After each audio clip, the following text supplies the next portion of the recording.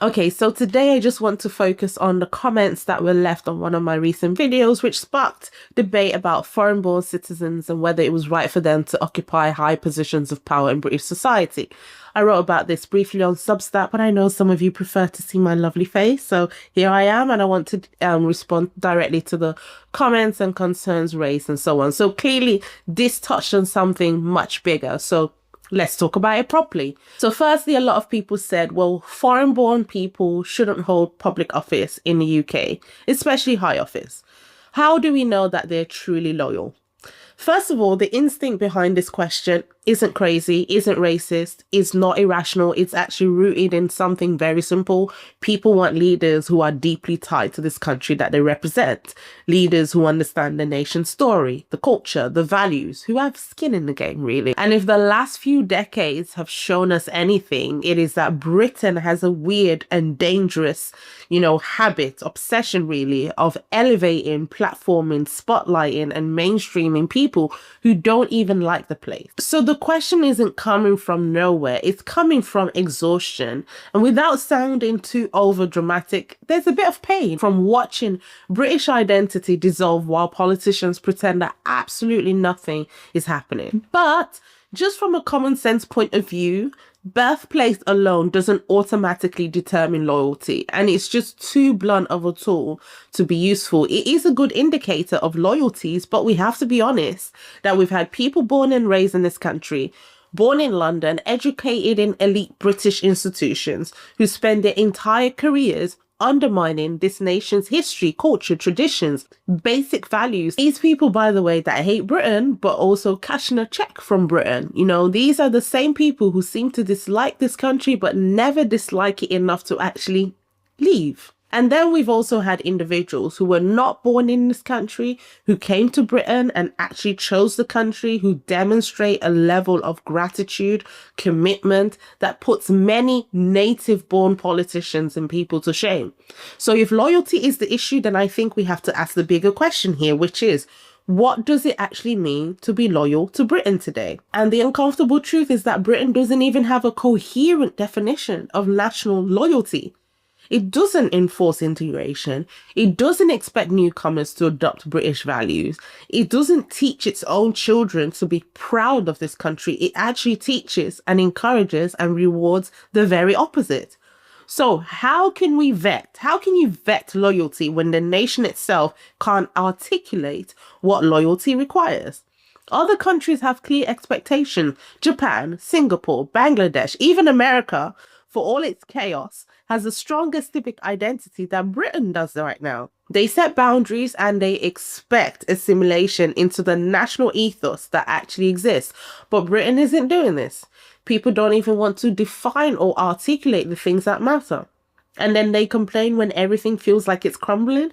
Well, things do crumble when there's no clarity. I'm not having a go at anyone, but a lot of comments from those who say they want to fight for British values reveal something important, that many people don't actually want to articulate what their culture is.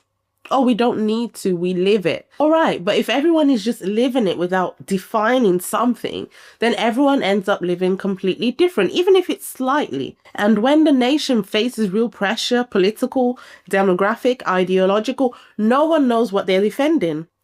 That's why so many people feel lost. Bottom line is, in the current cultural climate that we're in, I would trust the person who chooses Britain, who actively commits to this country, who aligns themselves with its history and so on. I would choose them over the person who was born here and spends every waking moment demonizing it, apologizing for it, or trying to dismantle something about it. However, just to be clear, birthplace can matter. Of course it can. Someone raised in a nation immersed in its customs, its, tensions and spoken rules, humor, they will always, of course, have a deeper intuitive connection to it than someone who arrived later. But that still doesn't make birthplace a guaranteed measure of loyalty. The question was about loyalty. It's an indicator, it's not a verdict. This is where the real distinction lies. If someone prefers a native Brit, someone born in this country, in positions of power because they believe that shared upbringing creates cultural alignment, then this is a cultural argument. If someone prefers a white native Brit because they're thinking about demographic or ethnic continuity, this is an ethnic-based argument. But the question of loyalty is something else entirely. It isn't automatic. It isn't inherited. It is formed through a person's choices. So I've said all I've said just to draw that clear distinction. Okay, next type of comments I saw people saying, well, I don't care if I'm called racist anymore. In fact, we should be more racist.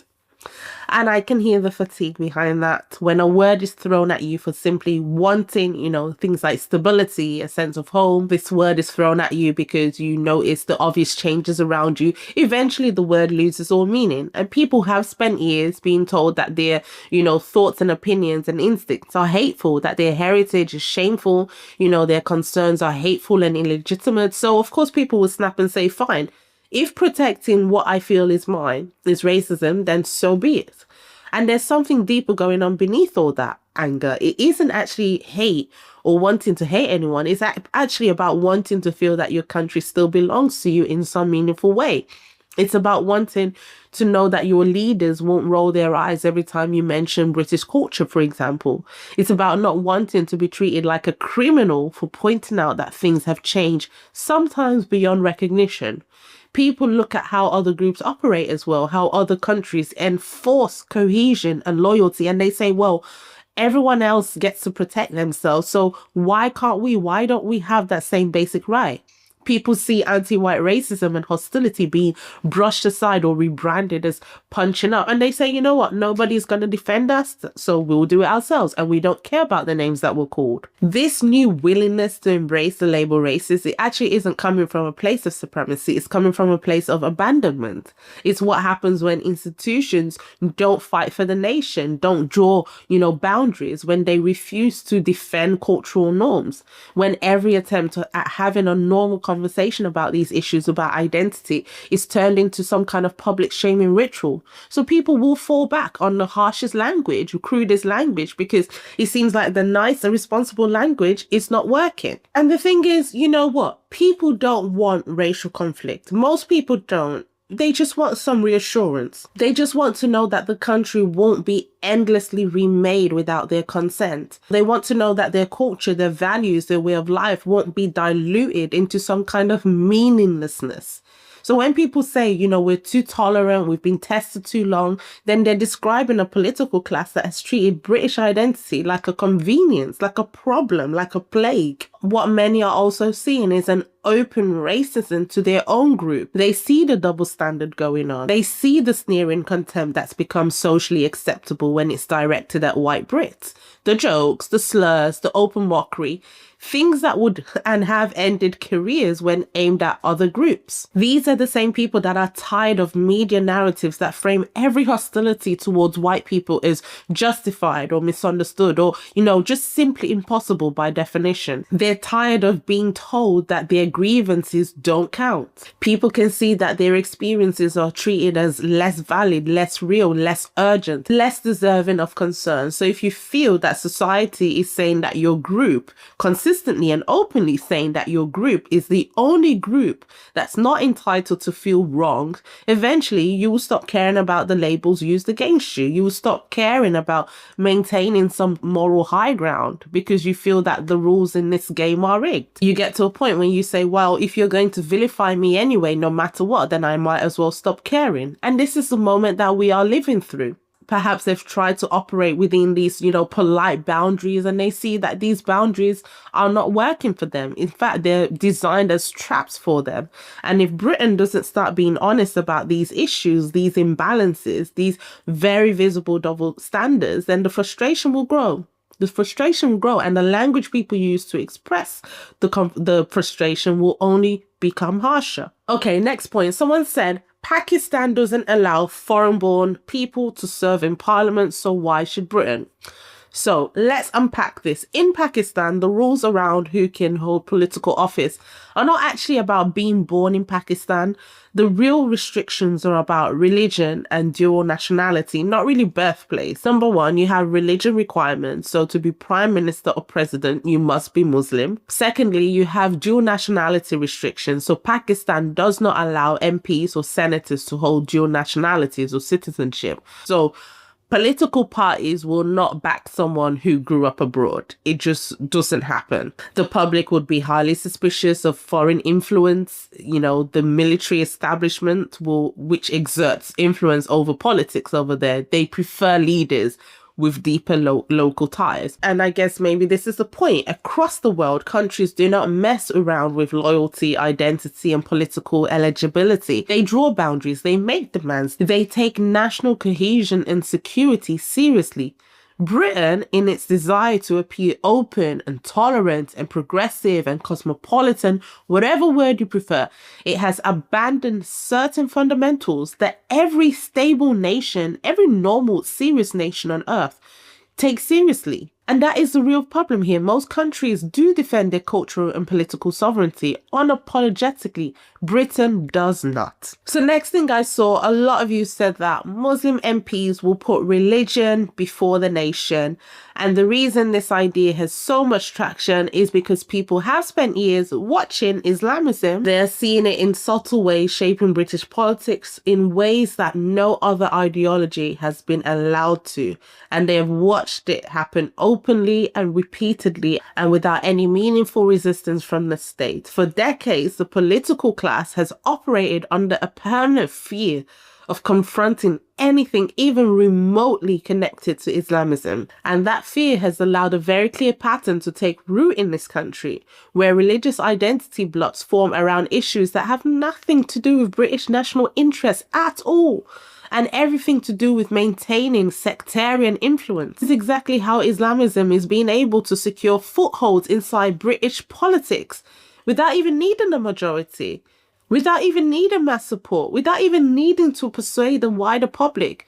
Because British politicians, from local councillors to MPs, they tailor the public positions around, the sensitivities of religious institutions, activist groups, community representatives, leaders of communities, and so on. So what we're seeing now is this dynamic that's been created where Islamism doesn't even need to control parliament to exert influence. It simply just needs a political elite that's terrified of confrontation. The public has seen MPs speak more passionately about foreign causes than about British industry, British sovereignty, British security. When people say Muslim MPs will put religion before the nation, they're not pulling this out of thin air. They're responding to something that they see all the time, not just in Parliament, but even in ordinary British life. Walk into schools and suddenly the default option is halal only. People see public spaces being turned into mass prayer sites. It's not like there are not enough mosques in this country, but this is about something else. This is about visibility. It's a form of power.